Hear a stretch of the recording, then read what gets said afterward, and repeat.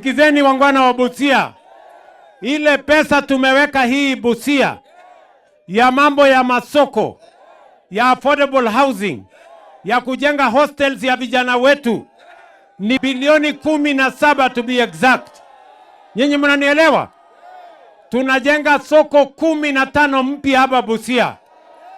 Nyinyi mnanielewa? Tunajenga hostels ya vijana 5,000 hapa Busia.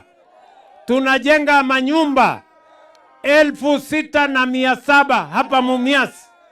Saa hizi nikitoka hapa naenda kuanzisha ujenzi wa nyumba affordable housing hapa Nasewa, nyumba 2,000. Tumetoa pesa ya serikali shilingi bilioni 4 kujenga hizo manyumba. Busia hoye! Busia hoye! Hapa Special Economic Zone tuko na vijana wanafanya kazi. Pale County Aggregation and Industrial Park tuko na vijana wanafanya kazi. Masoko yetu iko vijana wanafanya kazi. Hostels iko vijana wanafanya kazi. Housing iko vijana wanafanya kazi. Kwa sababu tulisema wakati tunapanga Kenya lazima tupange hawa vijana na ajira jameni. Vijana hoye! Vijana hoye! Mnasema tuendelee? Mnasema tuendelee?